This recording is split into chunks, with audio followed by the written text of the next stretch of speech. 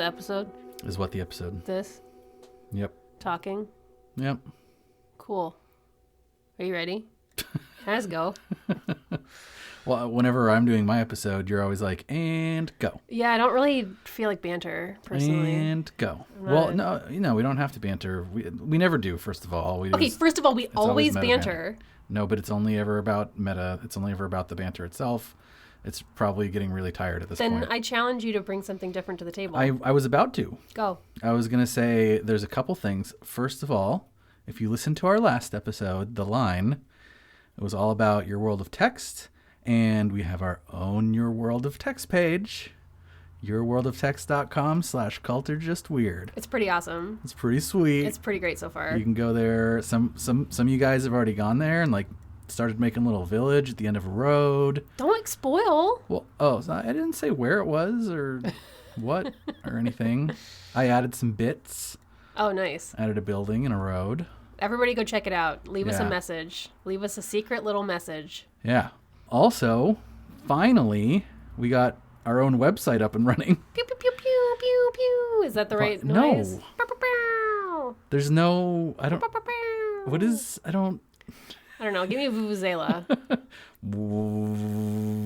They were way more annoying than that. Yeah, I don't know. Anyway, it's 2020, so we finally... Is that it? Got a website going. It's on GeoCities, and wait, no. It really should be. After talking last episode about how the wild, wild west of what the internet used to be and how chaotic and how like personalizable it was. I know. And now the one that the website that we made is just so like stark and design oriented. We should have had like things that are going like in and out and like words spinning around the planet Earth. Right, but like 3D block letter words. But like shiny Lisa Frank sparkles. Yeah, and music playing in the back, like a MIDI file playing in the background. Like that. And we could join a web ring. Don't talk about web rings. Anyway, it's cultistweird.com. Anyway, check it out. So that's the business. So then let's get down to business. Let's get down to it. First of all, I'm Kayla. And I'm Chris. And this is Cult or Just Weird. It is. Welcome back. Welcome. I just did The Line. I don't know why I'm going again. Because I went twice in a row. Oh, right. Yeah, thanks for doing that. I did Roko's Basilisk, and then I did the Coaches. So. Yes, you guys get to hear Kayla's voice explaining things to you twice. Sorry. In a row. So, I'm going to start by asking you a question. Just the only thing I ever do anymore. Copy off of me? Yeah. That's how I got through high school. By copying off of me? Because we didn't know each other in high school, so that would have been tough. Yeah, well, I did it. So here's the question. Chris. That's me. If you are certain that you experienced something, does that mean, then, that it's empirically proven that you experienced it? Oh my God. I mean, that's a really weird question, but... No, it's not. Yeah, it is. I would say no, though, because, like, for example, in the Teal Swan episode, we talked about how you can actually generate fake memories in someone if you... How did that happen? Fake memories are a thing because we're highly suggestive. That's right. We're suggestible. We're suggestive. It's 9:30 on a Tuesday here at Cult or Just Weird, and we're getting crazy. We can't blame it on 9:30 because last episode we blamed it on 11:30. Yeah, the joke is that 9:30 is not even that late. Oh, yeah. It's late for us olds. No, it's not. You and I stay up until like 2 o'clock in the morning every day. Yeah, but it's watching Star Trek. Anyway, so you're telling me that if you have an experience, simply having that experience is not empirical proof that the experience happened. Unfortunately, no. I mean, like, it's okay. It depends on what you mean, just right? Like, I think everybody's own subjective experiences are true to them in like a solipsistic sense, but that doesn't mean that what you feel like you experience is always reliable. I mean, even the simple fact that our brains take time to process the information that comes into them means that everything we experience right now, up until including listening to my stupid voice right now, is always at least like some fraction of a second in the past. So you're never even experiencing what you are experiencing right now. So the point is, you're not, your senses, your connection to reality is not always reliable. That makes sense. I'm going to tell you a story. Okay. I'm certain that I will experience it. Are you? No. You've already heard this story a few times, but I will retell it. Oh, well, then just skip it. I will retell it again for our listeners. Oh, right, the listeners. When I was a little kid, I saw a ghost. Oh, yeah, I have heard this story. I was probably about 10 years old, and I was spending the summer with my family at my grandparents' house up in Canada. I shared a large room upstairs with my sister. We each had our own bed. My bed was furthest from the door and near a window. This particular evening in which I saw a ghost, there was a bizarre storm happening outside that consisted of a lot of sheet lightning and wind, but no rain. Yeah, that was the first time I ever saw sheet lightning. It was fucking cool. A few hours after everyone had gone to bed and after I had fallen asleep, I remember waking up because my mom came into the room and closed the window near my bed, presumably because of the storm, expecting rain to come. I was not a great sleeper as a kid. I still am not a great sleeper. Yeah, I was going to say, it hasn't really changed. So I laid awake for a little bit after my mother left. I don't know how much time passed, but after a little while, another figure entered the room. It was in the shape of a woman with a long dress and hair, but she was featureless and made up of a gauzy, wispy, almost translucent matter. Was she hot? Featureless. Don't interrupt my ghost story. I watched in terror as this figure drifted through the bedroom door, crossed the room, and came to stand at the window my mother had previously shut, staring out into the night. That is whack. The window that was right by my bed. I cannot accurately communicate the level of fear that came along with watching this ghostly woman stand only a few feet from me. Did she see you? I forget. Or were you under the covers? Standing, staring out the window. Okay. I thought about leaping up and running out of the room. I thought about screaming to wake my sister up, but every plan I thought about seemed too terrifying to carry out. Instead, I kept my eyes glued to the woman, and I inched my bedsheet up until it covered my face, and I inched my pillow down until only my eyes were exposed so that I could watch the ghost. And after what seemed like hours of literally just sitting there staring at this ghost. She was there for hours? It feels like hours. I don't know. I was a kid. It was probably like 15 seconds. It was long enough that eventually I just passed out from sleep overtaking me. Like I just fell asleep. Maybe you had like a waking dream?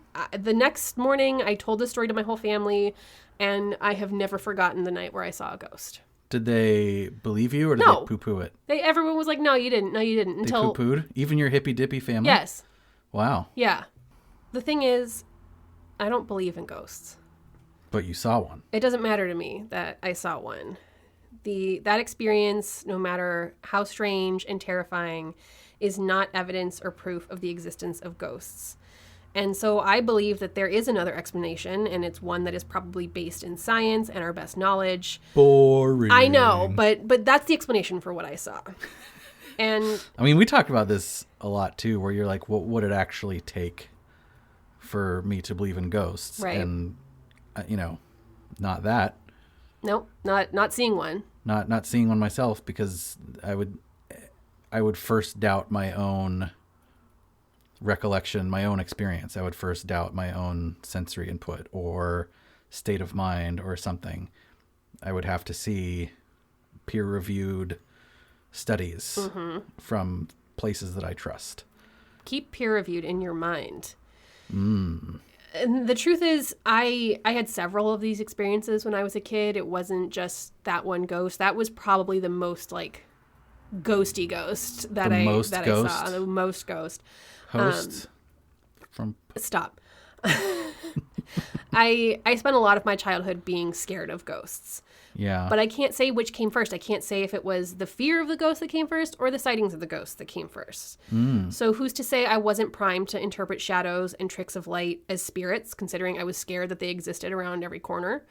I had already considered my grandparents' house haunted my entire childhood, and I was generally too afraid to even be in that upstairs bedroom by myself, even before the ghost sighting. I had grandparents' houses are creepy. Yeah, and their house was amazing, but it was huge and scary. Even like my grandparents had like really, it was in Florida, so it was open air, sort of like open design, very light. I don't know. There was still just kind of something a little creepy about it. Like it's a little too quiet. Grandparents' houses are scary. It's got like music, like anachronistic music, which to them that's what? Like music from when they grew up. Okay. Versus because when you grow up, and then it just kind of adds to the unsettlingness of it in some certain ways. Well, I had also grown up hearing the story that my grandmother told, and my grandmother was like the most skeptical skeptic of all time. Really? Yeah. I didn't know that about her. Yeah. My dad's mom? Yeah, I didn't know that. Yes, she loves Star Trek too. No, like obnoxiously skeptical. I love her. No, but not like a troll, but just like a. She had a neck beard and a fedora, and she posted on Reddit. She had to live her life in an incredibly oppressive farm town where she was from the city and not a farm girl, so everyone was always like, she was a city mouse. And so she had to conform to the religious proclivities of the community, which was like, you have to go to church all of the time. And I think that my grandmother resented that because farm life is hard. Farm communities are difficult. She was into the church thing? No. Oh, wasn't into that? No, but you have to go. Right. Okay. Because everyone's looking at you. So she recoiled at that with her skepticism. I think so. Okay. Because like you get brought into this situation where everyone's already judging you because you're a city girl. You're not a farm girl. So then you have to play the part. Mm-hmm. And I think part of her was like, fuck you in later life. Got it. So I'd heard the story that had been told numerous times. So before the room that I used to vacation in my grandparents' house was like the room for my sister and I to stay in, it was the ping pong room, and there was a ping pong table up there. Scary. Well, it is, because one time ping pong. My grandmother woke up one night to an empty house and the sounds of a ping pong game being played. Like she could hear ping pong being played in her room. That wasn't the ghost. That was just the guy living in the wall. That's just as scary. That's a scary thing to know. His name's Frank. He's very nice. No, if you're living in the wall, you're not nice.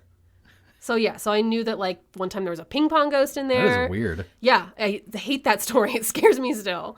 I read the scary stories to tell in the dark books. I had frightened myself with Ouija boards. I had an older sister who, of course, loved to scare the shit out of me. Mm-hmm. So I was just this perpetually scared, jumpy kid who absolutely wanted to believe that ghosts were real and that I could see them, which to me is the exact right motivated reasoning one can possess to eventually manifest a ghost sighting, one that feels as real as seeing you or me.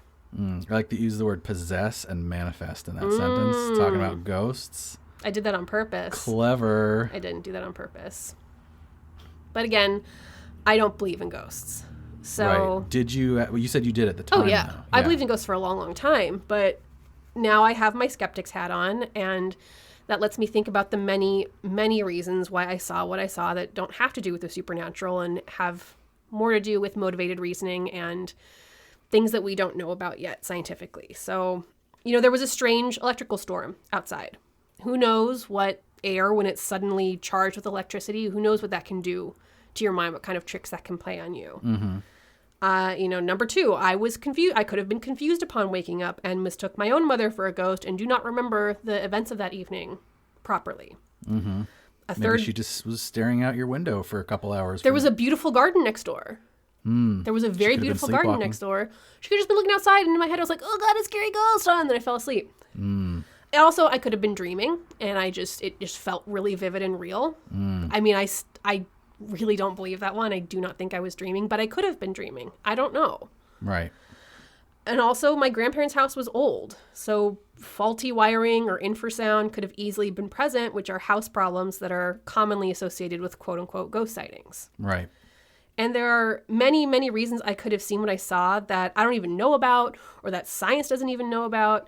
But what I do know is that a little girl who is motivated to believe in and primed to expect ghosts to be wandering around shouldn't rely on this one weird experience as any sort of evidence of an afterlife. Make sense? That is remarkably rational skeptic of you. And remarkably? I'm not saying for you. Shocked? No, I'm complimenting your analysis. That's my analysis. Thank you for the compliment. And also suggesting that normally you're a nut job. Yeah, I mean, that's also not incorrect. Now, my topic today is not necessarily about ghosts. It kind of is, but not really. I just wanted to... Anyway, we're talking about other stuff. We're talking about fruit. No, I wanted to tell this story to illustrate the importance of not relying on subjective personal experience as scientific evidence. That's not to say that lived experience isn't a thing and that personal experience, you know, if something happened to you, it happened to you. What I'm talking about is using personal experiences as scientific evidence. Right.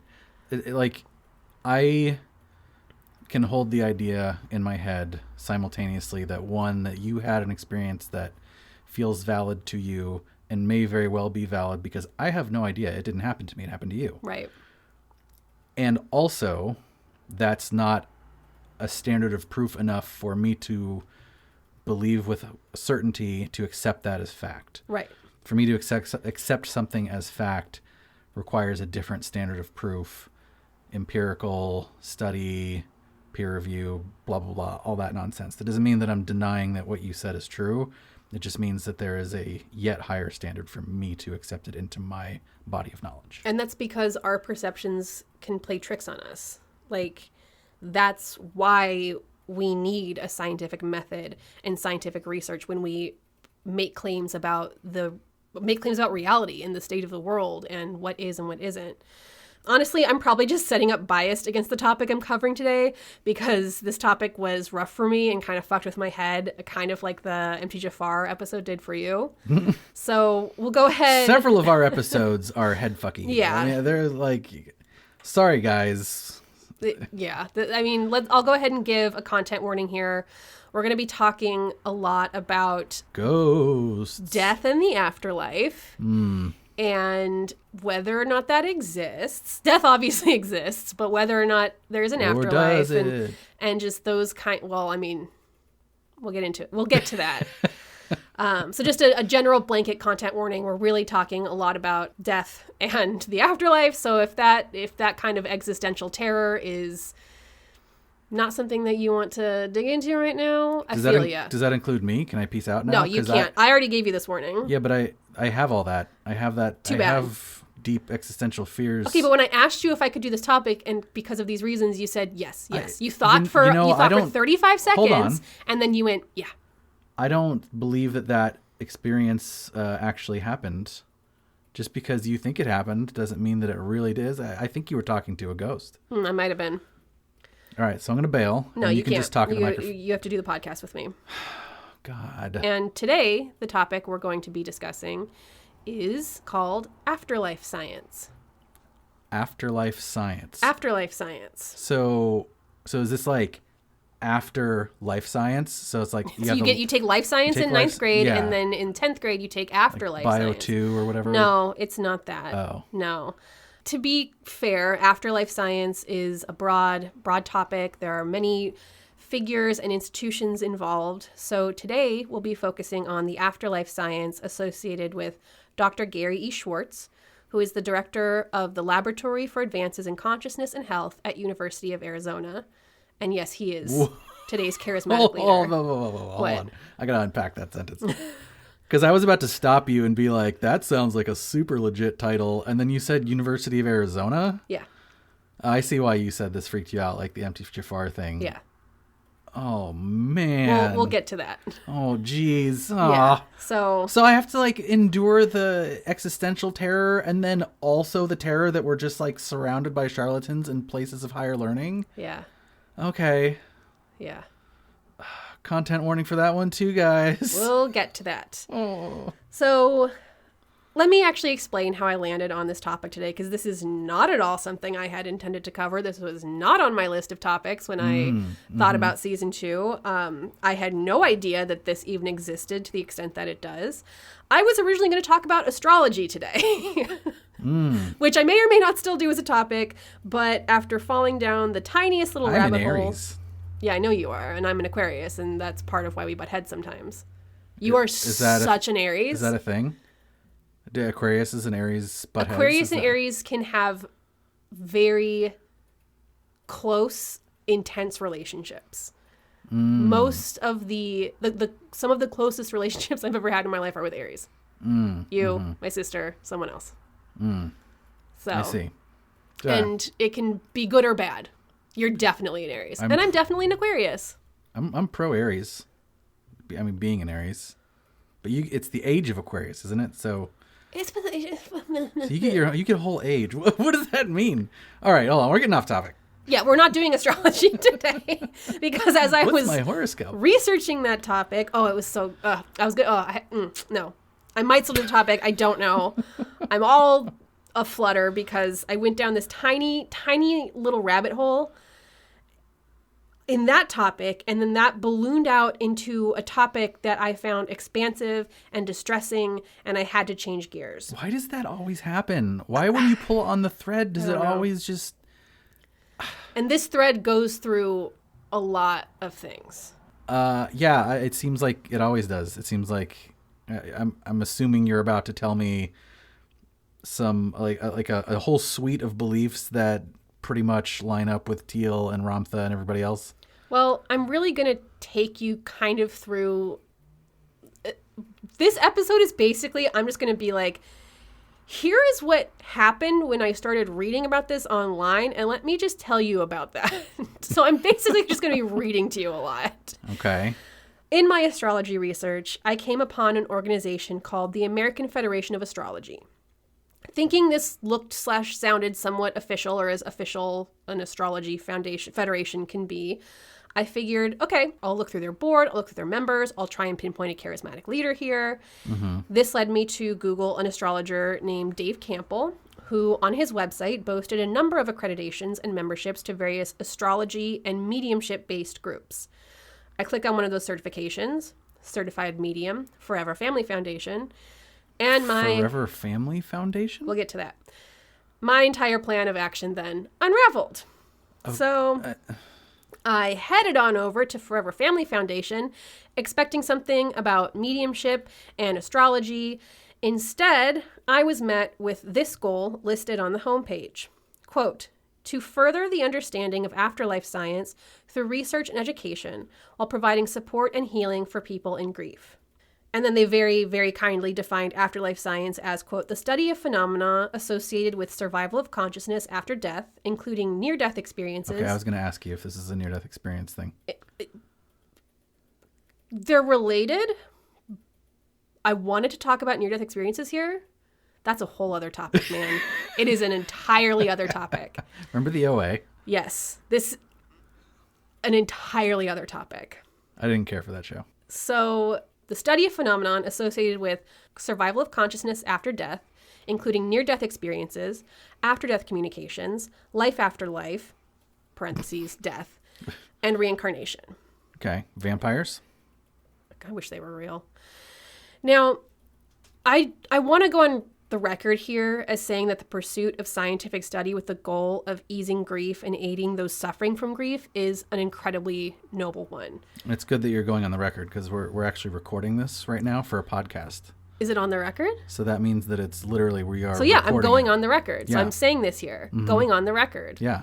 Grief is a universal experience. It's one of the experiences that so clearly makes us human. It's extraordinarily painful. And it's so complicated and complex that it's nearly impossible to get through without external help. Oh, and the idea of getting through grief is a faulty one. It's not an emotion you can work through and be done with. It changes you, it stays with you, and it fundamentally affects your life. I've been dealing with grief for half my life. It fucking sucks. So I am firmly on board with applying scientific study to this topic. Right. And because it's so important, I also think it's very, very easy for the study of it to veer into the unethical or unhealthy, especially when the study departs from the scientific process, making claims that are based on spurious research and reaching conclusions that follow motivated reasoning. Yeah, and we've talked about on the show a lot how cult-like groups tend to take advantage of folks that are in desperate situations, and one such thing that can make a person feel desperate is intense grief. Yep. I just don't want anyone to come away from this episode thinking that I'm shitting on people who are trying to help other people with grief and loss. That's not what we're doing here. A little. No, it's not. It's just like a turd. No. Okay. Back to Forever Family Foundation, which is still just a jumping off point for this topic. 1. To establish the existence of the continuity of the family, even though a member has left the physical world. 2. To stimulate thought among the curious, those questioning their relationship to the universe, and people who are looking for explanations of certain phenomena. 3. To financially support the continued research into survival of consciousness and afterlife science. 4. To provide a forum where individuals and families who have suffered the loss of a loved one can turn for support, information, and hope through state-of-the-art information and services provided by ongoing research into the survival of consciousness and afterlife science. That all sounds pretty nice. So, something that came up over and over and over again in my research on this is Afterlife Science's focus on supporting bereaved parents. We can talk more about this later, but I wanted to point that out here. There are support groups and forums on this site specifically for grieving parents, and that particular topic keeps coming up in this research. I think that bereaved parents are probably the group of people dealing with grief that need the most comprehensive support, so I'm glad there are resources for that, especially for people that walk a supernatural path in their lives. And I also can't help but worry that there is an inherently predatory nature in focusing on bereaved parents when trying to prove there is life after death. Yeah, it sounds a little bit like our dilemma with Teal, where it was, she's a predator, but maybe she's helping people, but maybe that's not good, but maybe it is good. Yeah. And it just kind of goes back to what you were saying about and I don't want to say that bereaved parents or anyone dealing with bereavement is desperate, quote unquote, but when you're in that state, when you are severely grieving a loss, I do think you are probably more susceptible to unethical tactics from people. Of course. So, okay, I'm looking at this Forever Family Foundation site because of their mediumship certification program. Here's what they say about the Forever Family Foundation Medium Evaluation Certification process. A rigorous science-based examination of the ability of a specific medium to bring forth information without the use of fraudulent or deceptive means. Each medium is exposed to a variety of sitters, and a composite scoring system is used to determine the accuracy of the information presented by each medium. A sitter is somebody who is Babysitter. a sitter is somebody who's being read by the medium. Okay. So if the medium looks at me and says, "You are being contacted," if you sit down with a medium and they're like, "Hey, medium me," you're a sitter. Okay. Good. Well, at least it's rigorous and science-based. I mean, I noticed as I was going through this website a lot of discussion going back to science and science-based processes, afterlife studies, which sounds sciencey, rigorous, science-based examinations, scientific evidence. But the focus of the site just does not and did not sit right with me. I came upon this site while researching astrology, a pseudoscience, and now mediumship, which to the best of my knowledge still has no actual scientific evidence supporting its veracity, no matter what the Forever Family Foundation website says. Right. But it also had me questioning myself. It had me questioning my beliefs and the facts that I think I knew to be true.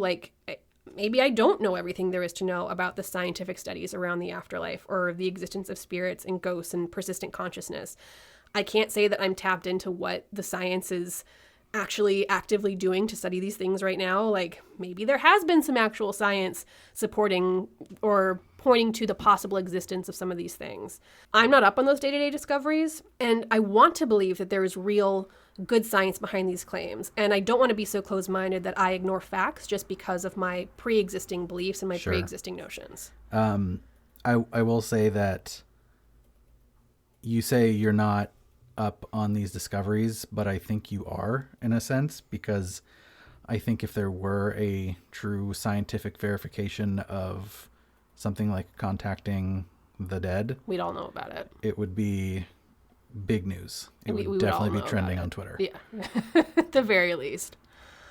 Anyway, I dug a little further into this organization because supporting bereaved parents, supporting bereaved people, lessening grief, and searching for signs of an afterlife, those aren't that crazy and out there in terms of things you can study. Yeah, I mean, certainly they are subjects that feel like they are worthy of study. It's not that we're questioning whether they are subjects worthy of study. It's that I question any conclusions that the groups that you are talking about may have drawn, not questioning that it's a good and worthy topic to study. Yeah, no, I mean, exactly. And it kind of got me going, maybe there is some actual science here. Let's look at it. Let's be open-minded. Like you said, I don't question that these are topics worthy of scientific research. So I clicked on the section of the site dedicated to Afterlife Science, and I was met with this message. It's a little long, so stick with me. Belief in life after death is certainly not a modern-day concept. Many ancient cultures incorporated such knowledge into daily activities and long-term planning. Traditional scientific thinking most often discounted the possibility that consciousness could survive physical death, instead asserting that since consciousness was a byproduct of the brain, when the physical brain ceased to exist, so did consciousness. In other words, our thoughts, memories, and soul were forever extinguished. There are those who remain steadfast in their conviction that there is an afterlife solely due to their religious teachings.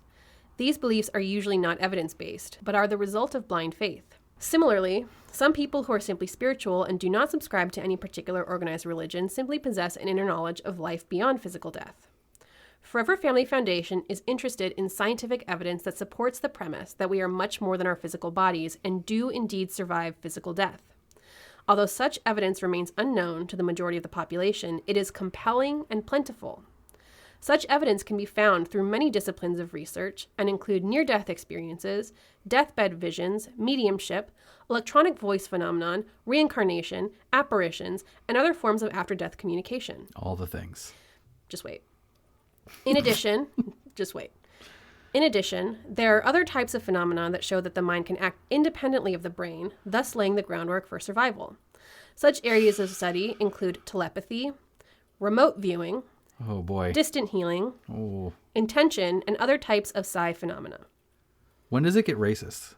I'm assuming it gets racist at some point, right? I have not come across anything that seemed overtly racist, but it probably does. I don't know. There is definitely an on-ramp to racism somewhere in this mess. I don't want to claim that there is because I don't know.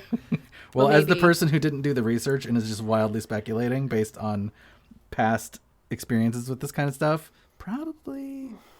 We'll see. Remember Ramtha? Anyway, I read this and in my head I went, and there it is. The issue that we always run into when we're talking about one weird supernatural thing is that it inevitably dovetails off into a series of connections to other supernatural claims so out there and unstudied that the original thing loses all credibility in my eyes. Yeah, I mean, it's probably into like ancient aliens and all. They don't even have to say anything else. They're talking about remote viewing. Remote viewing is literally, it's not even funny to me. It's remote viewing is like basically saying that you can see the future or you can see what's happening somewhere. It's literally just being like, yes, psychics are totally real. And okay, let me take a breath. Take a breath. Oh wait, there's more to it. A little bit. Okay, because I was also going to stop you at the beginning. Oh, that's the end of my reading. The rest of this is just me reacting. Oh, okay. Okay. So then I was going to say, even before you got to the weird part, like it started off by saying, we are interested in finding evidence for this thing that we believe in. Yeah. That is improper science. Is it though? Because isn't that what a hypothesis is? No, it's not. And I hate to be like, well, actually. This is... Except that's exactly what we're doing. I know, but... I'm sorry, I'm reacting to something on my podcast, so here we go. That's not science. That's not what a hypothesis is. A hypothesis is not, we believe this thing, and therefore we are seeking evidence to support it. A hypothesis is, we believe this thing may be true, and we are seeking evidence to either support or falsify it, depending on what happens. Right. Yeah. That does not really seem to be a thing here. And in fact, like when you look at like experimental design and you kind of get into the nitty gritty of it, it's really mostly about the falsifiability of it. Because in a logical sense, which logic and science are tied together in this regard, you cannot prove something to be true. Right. You can only falsify something. So to add something to our body of knowledge requires that you continuously try to falsify it and fail. And you can therefore say, this is almost certainly true. Right. But you can never say for sure. Well, some people think things for sure. It just... Well, what the bleep do we know, Kayla? It reminds me a lot of this. Like, of course, it can't just be about the possibility of life after death. Like, of course, we're getting into EVP and telepathy and remote viewing. And that's not all, because I then checked the recommended book section, and there are links. Dianetics? No, Dianetics? but there are links to books about everything already mentioned, as well as UFOs, levitation, poltergeists, quantum physics, of course. Oh, yeah, you got to get that. Magic, seances, heaven, and more. So, and I'm not trying to shit on beliefs. I'm really not. If you have belief, little turd. If you have belief in these things, there is nothing wrong with that. Absolutely. It is incorrect and wrong to be like, the science says it's real. There is nothing wrong with believing it just because you believe it. It's when you go like, science is why I'm angry. Right. It goes back to what we were saying earlier. Like, I'm not questioning anyone's subjective experience and saying that they didn't have it. But what I am saying is that I choose not to add it to my body of knowledge unless I have a certain standard of proof. That's all it is. That's all it is. And I mean, we've talked about this before, but like, we do fun stuff like this all the time. Oh my God, I fucking just had a session with a psychic like 2 weeks ago. Yeah. A psychic who I've seen multiple times. Yeah. And you did a Reiki session. Thoroughly enjoy it. Because you are a fucking whack job. No, just kidding. I mean, like, I listened You've gone to the chiropractor. Okay, first of all, I went to your family's chiropractor because you recommended it for back pain. And I was like a little unsure. And then he like tried to snap my neck like they do in spy movies. And I was like, I'm never going to the chiropractor again. And he also helped you. Did he? Yes. I don't really remember that. Yes. You could like hardly move. I don't remember going back to the guy. You definitely went more than once. Man, I don't want to like shit on this dude. Maybe a little turd, as we keep saying. But no, yes, I went to, and there's other things that I will go to try and experience, but that doesn't mean that I think that subluxations are going to cure my cancer. And It doesn't mean that I think that, the Reiki is actually doing anything with like energy fields, yada, yada. And even if you do believe that, the science is not supporting you. And that's okay. You can still believe the thing. But I listen to Reiki on ASMR channels on YouTube like every other night because it's super relaxing. Right. And that's a true, real benefit. Yeah. But, but I own crystals. When I was in Sedona, I bought some fucking crystals, man. Right. Like, I don't think that the crystals have magic. But I like looking at them and I like holding them. Unless I'm playing Dungeons and Dragons with them. Yeah. But they're as a totem, as a physical thing to focus a particular thought or a particular state of mind, or to help you sort of engage that part of your consciousness, I think they can be valuable. Right. Why not? And they're cool. They're very cool. I love a lot of weird woo things, but I'm still confused and destabilized here as I'm like diving into this website, because as I'm scrolling through the list of recommended books on this website that purports itself to be science-based and clearly to me isn't, I keep seeing signals of expertise and authority. PhD, MD, doctor, MS, over and over and over. And I have an extreme respect for education and the work that goes into achieving those letters next to your name. And then I also have an extreme respect for one's ability to get a teaching position. I know how difficult it is. I come from educators. I know what goes into this. So it freaks me out when I see letters like that attached to pseudo and junk science. Like, it really, really freaks me out, especially coming from educators and knowing what actually goes into this job and knowing the work that it takes and knowing the dedication to actual education that it takes. It personally upsets and offends me when I see PhD attached to junk science. We ran into this with the What the Bleep episode. We ran into this with the Empty Jafar episode. Right. It's we're gonna keep running into man. It's freaky. Yeah, we're on this show. We're gonna run into it again for sure. I'm with you there. It's scary. Yeah. So at this point I wanted to get to the bottom of who was behind this particular website / group. And it was really, really hard. Like, there was no about section. There wasn't a history or even an easily accessible list of like the people who run it. The recommended book section was so long and full of so many different names. I couldn't get a handle on whether or not like, are these the site's contributors? It was like, this was almost a little destabilizing. I was like, who the fuck is, like, what is this group? Who is this? So finally, I checked out the Contact Us section, almost clicked away when it just looked to be a list of emails, but then tucked under that list was another list. And this was an extensive list of all the people involved with the Forever Family Foundation. So this is the Executive Committee, the Academic Advisory Board, the Scientific Advisory Board, the Medium Advisory Board, the Financial Development Board, the Auxiliary Board, and the founders. You should have done like Scooby-Doo, like pulled the mask off and, like, it was you this whole time, Mike Sheffield. Mike Sheffield could have designed this website. Would have gotten away with it, too, if it weren't for you damn kids. Many of these names, if not most of these names, were also present as authors on the recommended book list.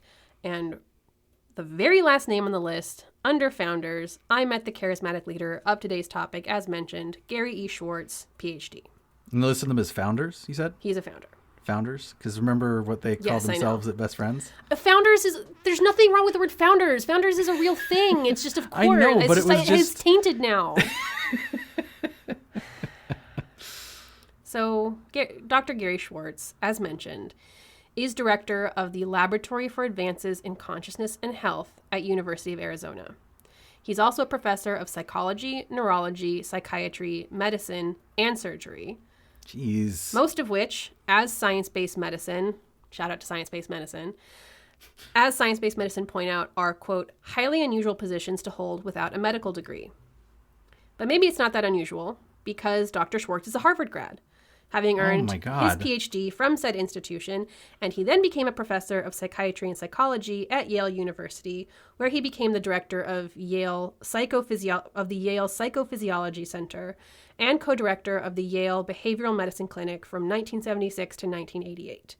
Initially, he focused on topics such as biofeedback research and health psychology, but then sometime, I think in the 90s, something happened to him that changed the entire trajectory of his career. One day, Dr. Schwartz was driving on the FDR highway in Manhattan with his wife. Their car was stopped in traffic when suddenly Dr. Schwartz heard a voice tell him to, quote, put his seatbelt on. He did. He told his wife to do the same. They both buckled their seatbelts, and they were immediately rear-ended by another car going 50 miles per hour. Believing his life had been saved by the disembodied voice, he pivoted his focus and began researching the possible places the voice may have come from. First of all, why weren't you wearing your seatbelt already? Come on, put your seatbelt on, guys. Seriously, just buckle up. Wear a mask. So it seems to me, from what I can extrapolate, he was focused very much on like tangible science, biofeedback, health psychology. He had this supernatural experience, and then it changed his focus. Do you believe that he had that experience? Yes. I don't know, actually. I don't know. Let's save that for after. Okay. I think let's save that for after. All right. Because it's always hard to know if the cult leader, if the charismatic leader is drinking their own Kool-Aid or is just a master manipulator. And I don't want to claim that this person didn't have this experience. Maybe they did have this experience. Maybe it's completely valid that this person then wanted to change their topic of focus. Sure, maybe. Maybe they didn't. I don't know. Either way, since then, he's been focused on afterlife studies while working at U of A, better known as parapsychology. Some specific research projects he's tackled while there include investigations of the survival of consciousness after death, quantum holographic consciousness. I don't know what that is. It's not a thing. Group and global consciousness, the evolutions of consciousness and understanding, parentheses, universal hypotheses, and post-materialism. Post-materialism is death. And the universal hypotheses or universal intelligent hypothesis is this metaphysical concept that's like the essence of all being and becoming is of the universe. Like, I really don't understand.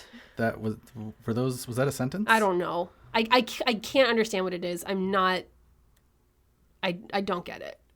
I think you have to. I think it's like. I think it's like saying clothes. The universe like you just kind of have is to say conscious, that you get it. and then your consciousness comes from that. I think it's something like that. Don't quote me, guys. Is it like your consciousness is the universe observing itself? I don't know. Because I dig that. Sure, maybe it's that. Is it that? I don't know. I mean, Dr. Gary Schwartz, contact us and let us know. It's a reasonable thing to say, actually. But anyway, go ahead. Prior to 2008, he conducted a research project known as Veritas, which testes. I wrote which testes. Testes. Which tested the hypothesis that the consciousness of a person survives after physical death. He's not very creative because that's Harvard's motto. Veritas? Yeah. Truth? Yeah. It might stand for something. I'm not sure. It ended in 2008, so I didn't dig too far into what Veritas means besides truth. And of course, he has done a lot of work with, alongside, and on mediums and mediumship. Some mediums he's tested include John Edward of Crossing Over fame, and Alison Dubois, who the show Medium is based on. Ooh. Dr. Schwartz has concluded from his scientific studies that both of these mediums are verified to have actual psychic abilities. Now, full disclosure, I have watched both of these shows. John Edward was he was never really my cup of tea. Don't worry, we'll talk about him in a moment. But man, I love the show Medium. Girl solves crimes by having psychic dreams, and she's played by Patricia Arquette. It used to come on TV late at night after Will and Grace. It was great. I loved that show. I'm glad that you had a good experience with that show. But here's the thing. As far as I'm aware, our best science, not including Dr. Gary Schwartz's, has concluded that both John Edward... You said best. Yeah. Zing. Our best science has concluded that both John Edward and Alison Dubois are frauds. Sorry to use such a strong word. Mediums, and these two in particular, have been addressed by a number of folks that are in my trust network. So these are people like illusionist and skeptic James Randi, John Oliver, skeptical activist Susan Gerbic, Committee for Skeptical Inquiries Ray Hyman, a psychologist and critic of parapsychology named Paul Kurtz, a prominent American scientific skeptic, and many, many others, all who've explained time and time again why A, the techniques used by these mediums do not produce results that are any different from standard mentalist hot and cold reading techniques, and B, the claims made by these mediums are often fraudulent themselves. And as far as I know, Dr. Schwartz is one of the only authorities to study/test their claims and come away with the belief that they are valid. Let's talk about these studies conducted by Dr. Schwartz during his Veritas project. Okay, I would love to. I can't say that I have a tremendous amount of specifics for you. Oh, so let's not then. I kind of wonder if it's supposed to be that way. Another thing that kept popping up over and over as I researched this topic was maybe the unintentional, maybe not, obfuscation of how exactly these scientific studies by Dr. Schwartz are conducted. To be fair, we'll get into it.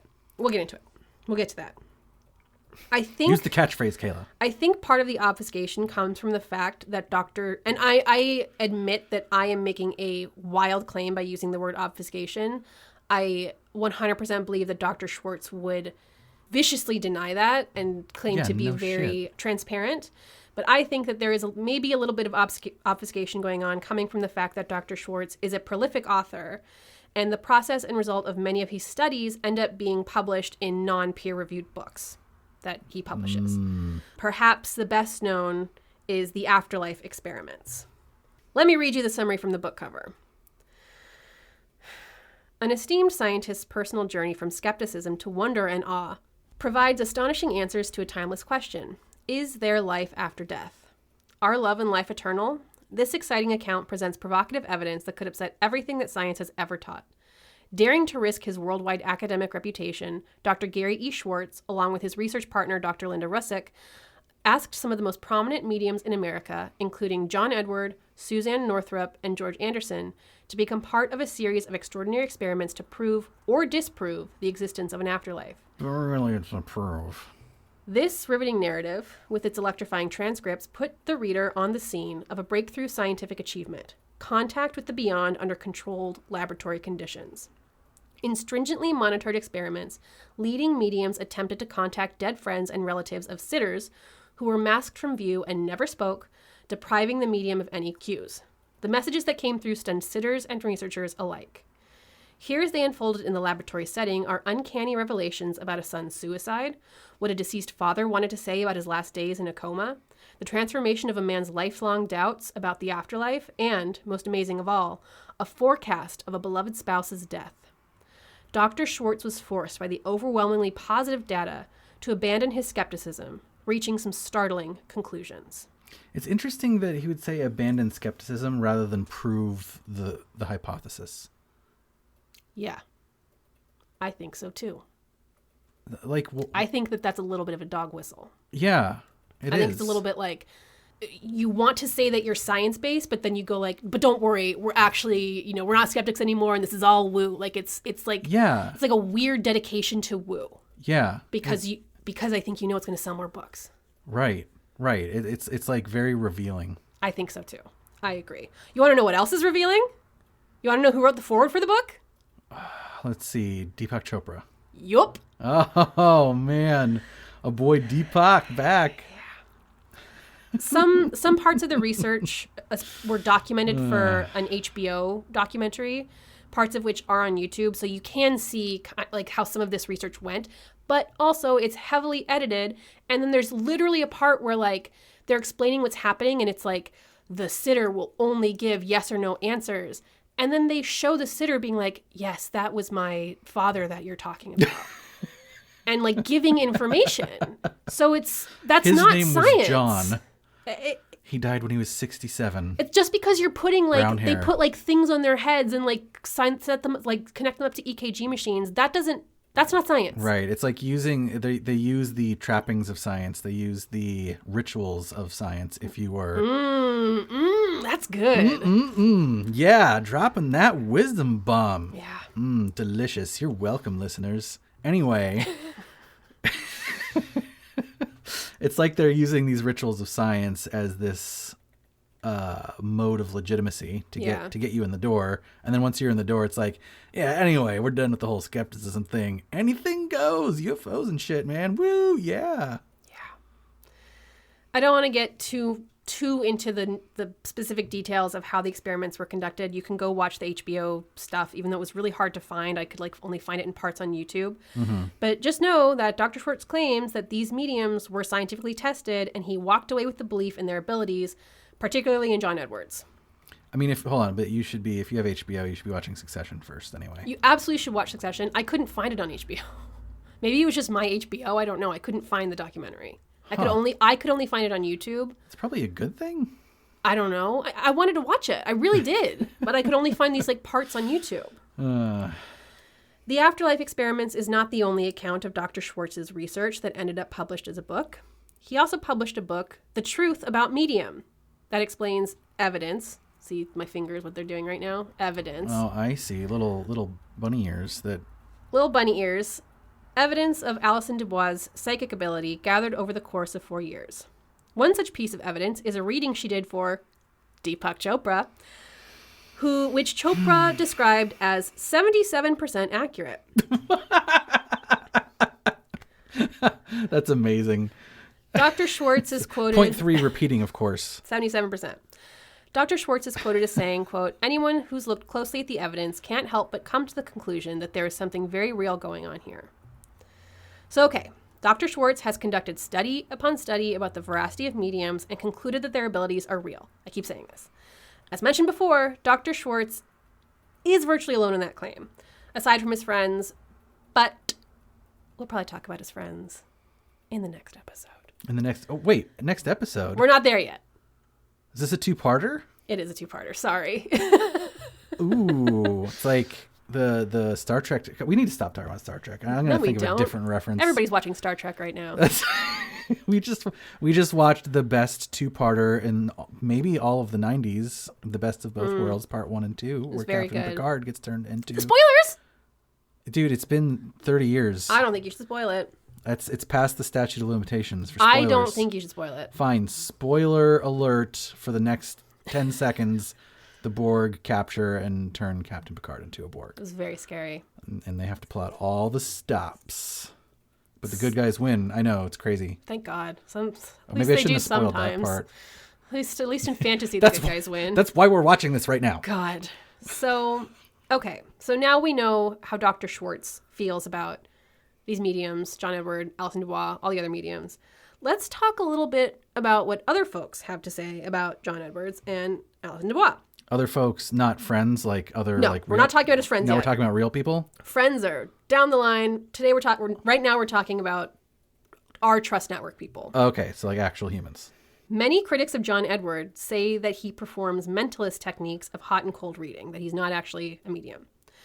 James Randi once watched tapes of John Edward's show and said that in a single reading, only 3 out of 23 statements made by Edward were verified as correct by the audience member, and that those 3 were trivial.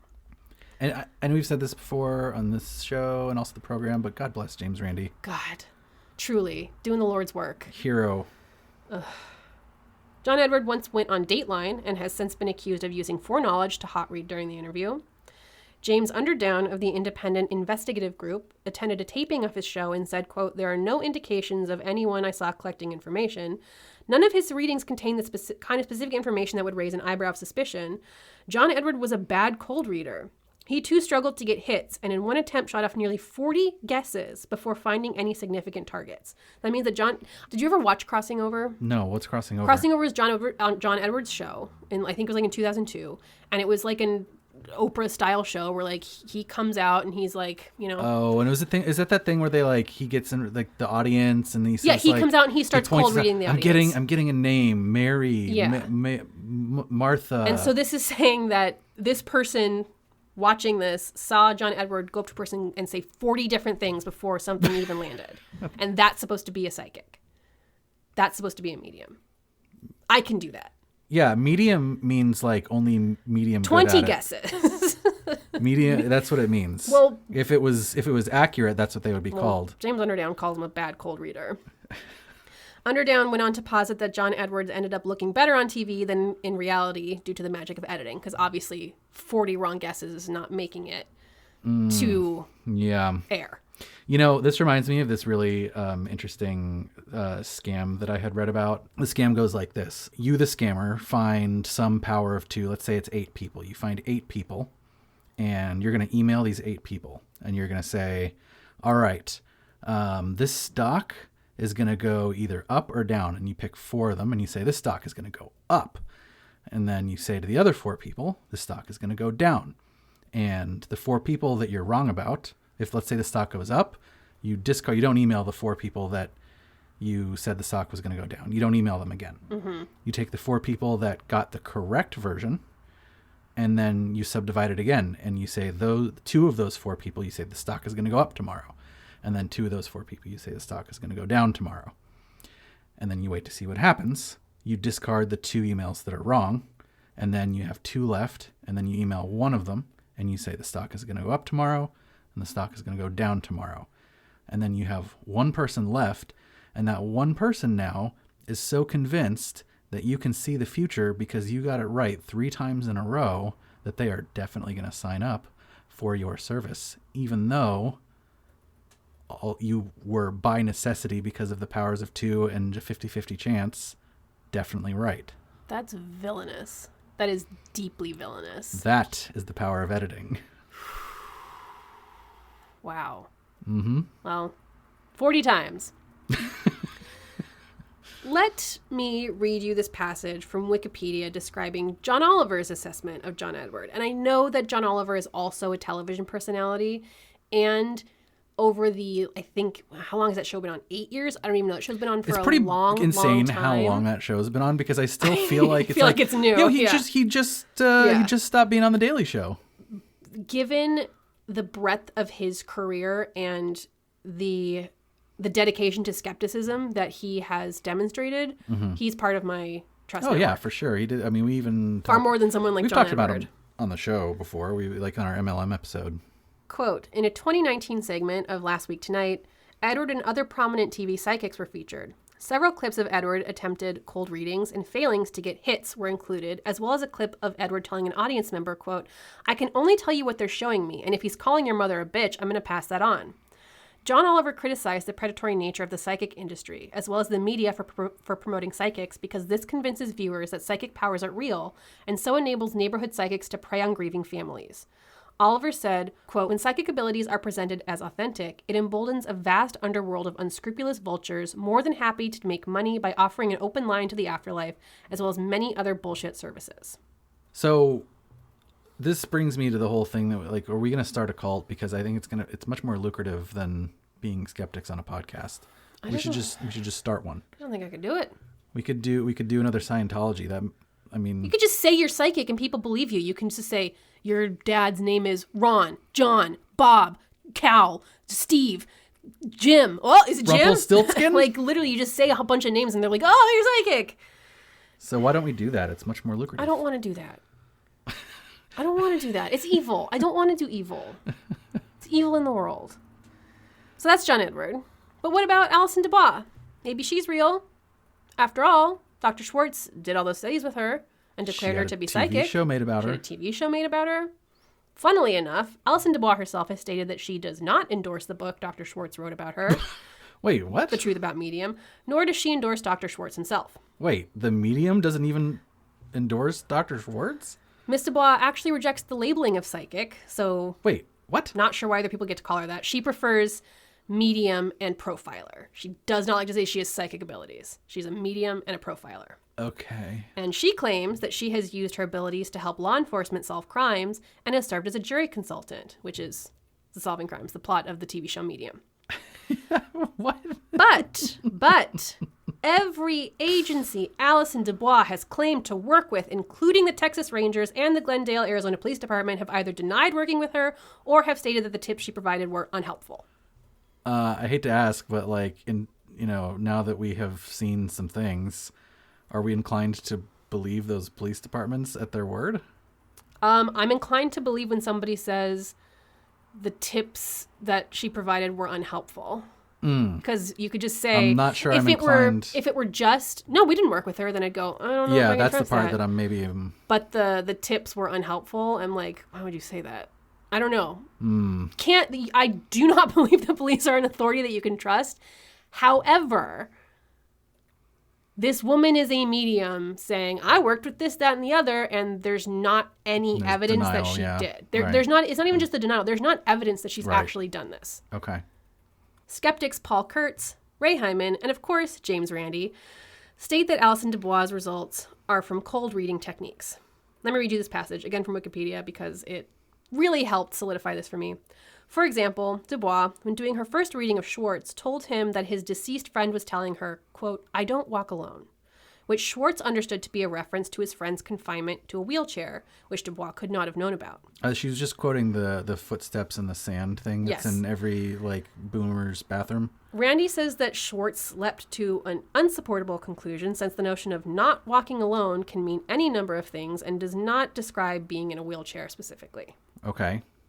So, for Dr. Schwartz, Alison Dubois saying, your friend says I don't walk alone, that to him is evidence. And James Randi is saying, that's not evidence. No. That's a statement that you are taking to mean something. Right.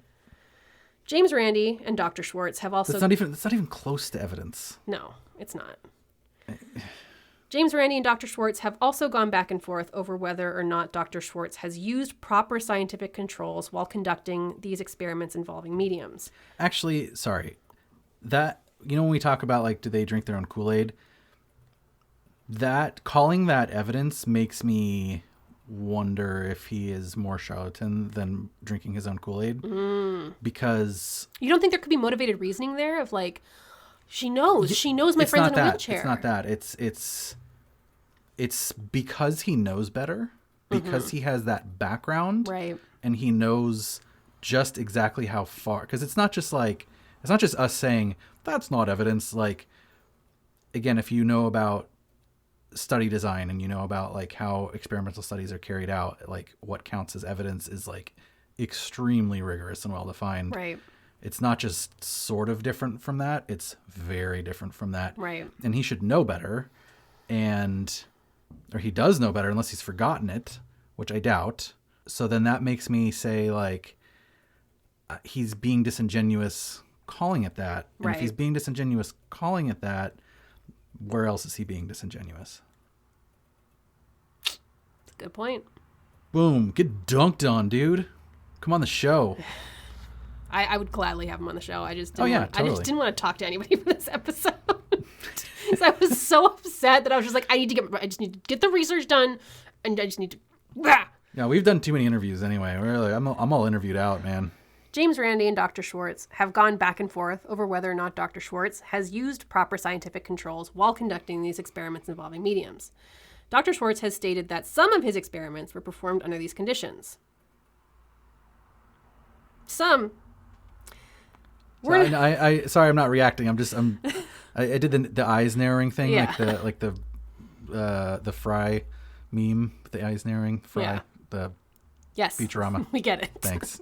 I'm having a tough time here. We're not done with James Randi yet. His $1 million challenge, which James Randi is like, I will give $1 million to anyone who can come here and prove using scientific techniques that the supernatural exists. I'll give you $1 million. So that $1 million challenge was offered to both Alison Dubois and John Edward. Both declined. Weird. No one's ever received the $1 million. Right. It's still out there. Former FBI profiler, behavioral science expert Clint Van Zant challenges statements about psychics helping law enforcement, arguing, quote, if psychics were truly successful and if their results were not simply the consequence of trickery at worst or good interviewing skills at best, then why don't law enforcement agencies have psychic detective squads, a real X-Files unit, or other ways to integrate these paranormal investigative capabilities? I do want to point out that the FBI and the CIA and like upper levels of government have definitely like had their own X-Files units. Oh, yeah, I know. There's lots of supernatural shit going on. I don't necessarily think there's supernatural shit going on at your like local police precinct. Right, but we're eventually probably going to do a MK Ultra. Yeah, we're definitely going to end up doing an MK Ultra episode, right? MK Ultra upsets me. Everything upsets me. It's all very upsetting. I'm very upset. So, okay, the next thing I say in my script is, it's pretty clear I'm biased here, but I'm not sure that I can help it. Everything I've read about what Dr. Schwartz studies, as well as how he studies it, does not pass my smell test and does not pass the smell test of my trust network. And if his methods are the foundation for afterlife sciences as an area of research, then I'm not sure I can take this field very seriously, particularly when, as John Oliver pointed out, it's hard to not view some of these activities as predatory. Let me give an example. In the afterlife experiments, and this is documented in the HBO thing, one of the experiments conducted paired a single sitter with I think 6 mediums. The sitter, it might have been 4, with a handful of mediums. The sitter had experienced 6 significant personal losses, including her son to suicide and her father in the past 10 years. Jeez. That's the person that they're having this experiment be with. Yeah, that doesn't sit right. All right.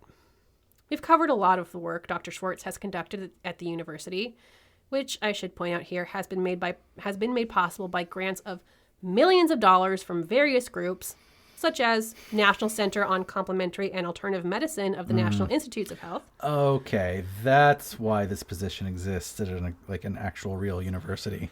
These kinds of positions exist at a lot of universities. Yeah, because money. Because money.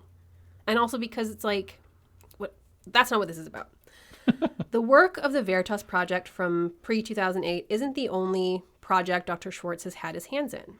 The man is prolific, and his reach stretches across the internet, across the world, and to some extremely bizarre places. Like this podcast. Yes. What we're going to journey into next gets really, really weird. Wait, hold on. Gets weird? Gets What? Really, really weird. What are you talking about? But I think it would be helpful if we digested everything we've gone through today, the background and the foundation of who this man is, what Afterlife Science is all about. So I want you to keep in mind the story I told you, keep in mind the power of motivated reasoning, and then we'll come back in 2 weeks when we conclude our coverage of Dr. Gary E. Schwartz and the field of afterlife science. When it starts getting weird. Yes. Yes. Yes. Goodness gracious. Well. So initial thoughts? I don't know. Like, it's all the stuff you said. It's disturbing, the level of infiltration of our society and in high places of this type of charlatanism. Yeah. It's disturbing that sometimes we don't know whether someone is drinking their own Kool-Aid or not. It's disturbing to know that people may be getting taken advantage of. Right. And yeah, I don't know, man. Like, there's a few things about this that I want to say too. One is, like I said before, the study of the afterlife is something that may be worth doing. The study of that type of thing may be worth doing. But what I question is, does this guy have the answers? And from all the things that you told me, he doesn't. Like if I saw an actual peer-reviewed, rigorous study with real evidence and not you walk alone or whatever, then, I wouldn't be as skeptical. I wouldn't be sitting here going, really? That's bullshit. It may not be bullshit. Great. Do the study and prove it. But what I question is these guys that come along and say, I have all the answers. Right. I know what happens after death. Nobody knows what happens after death.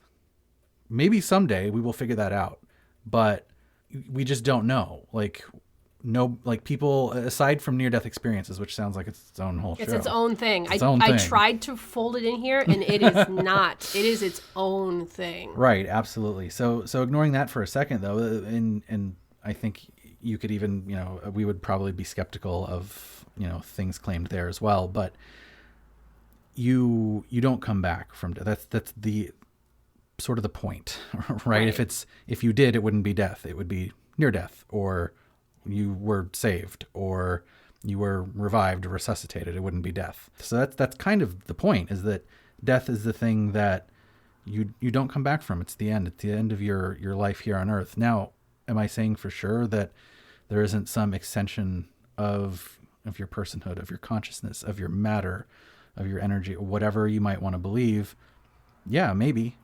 But I don't think that this guy has the answer to essentially the biggest existential question that humanity has ever and maybe will ever face. Right. And the second thing I want to say is part of what makes something like James Randi's $1 Million Challenge so ironclad is that there's a clear barrier between the supernatural and the the empirically verifiable. Mm-hmm.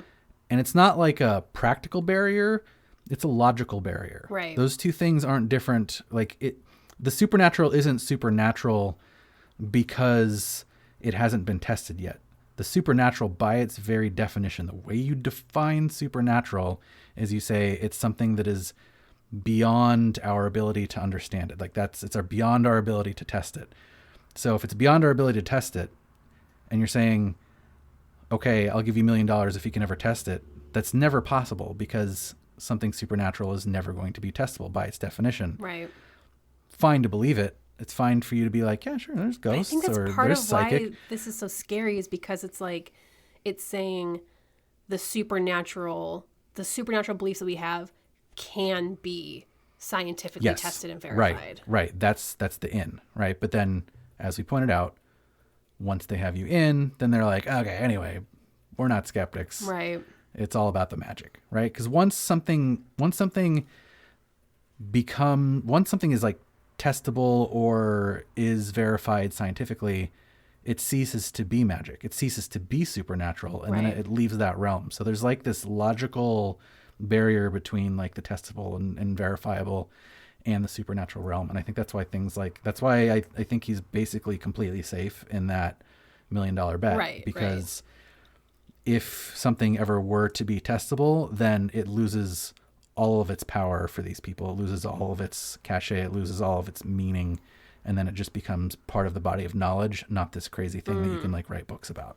Something interesting that Dr. Schwartz does do, and we can talk about this a little more in the next episode. It kind of falls under that scope a little more, but something that he does do is, oftentimes he'll publish a paper or he'll publish a book about, the studies that he's conducted, and then a skeptic or a scientist will rebut those claims and point out, here's why this wasn't proper scientific techniques, yada, yada, yada. Mm-hmm. He will often, rebut the rebuttal and take a point by point stance on rebuttal. Here is why it is, and here is why you're choosing to only he kind of turns it on the other person. Here's why you're choosing to only look at the evidence that suits your narrative. And I know that some as we talked about, some of his books are not peer-reviewed. I can't say that everything he's ever published hasn't been peer-reviewed. Mm-hmm. We can talk more about that next week, but it's just something that does continue to like eat at me, is that he does seem very dedicated to painting this as scientific. Yeah. Even though he, you know, is like, I'm not a skeptic, but I'm a scientist. It's just really interesting, the dedication to that kind of like gray area. Sure. Yeah. And, you know, we talked about this on the MTHFR episode with Dr. Gorski, actually, about how, you know, we think of science and skepticism as being one, and like you can't be one without the other. But, you know, coming up with ideas, like remember the Nobel disease thing, right? Coming up with ideas that would be the type of thing that would get you a degree at Harvard and get you into Yale and get whatever that would get you a Nobel Prize, require a different sort of thinking, require creative thinking, not necessarily critical thinking. Right. And so you can totally have people that are much better at one thing than the other. And that's what seems like we run into a lot. So that's it for this week on Dr. E. Schwartz and Dr. Gary E. Schwartz and Afterlife Sciences. Next episode, we're going to talk a little bit more about the circle of people around him. We'll talk a little bit more about the other projects that he has a hand in. But for now, let's just think about all that background and we'll come back to it. We'll get to that. We will get to that. Catchphrase, boom. Well, thank you for taking me on that journey of the bizarre, but apparently still not bizarre enough. Yeah, it's not. That was neat. Good. Any wrap-up business, or I don't know. Getting out of here? Go to our World of Text site and yourworldoftext.com/culturejustweird. Don't forget to rate us on iTunes. No. It's just go to culturejustweird.com. Yeah, actually, I don't even care about any of that. Yeah, just go to cultureweird. Go to culturejustweird.com and then go to the World of Text and tell us that you went to culturejustweird.com. Yeah, go to all of our things. Just go to it. And sign up for all of everything. Just do it. I'm Kayla. And I'm Chris. And this has been Cult or Just Weird.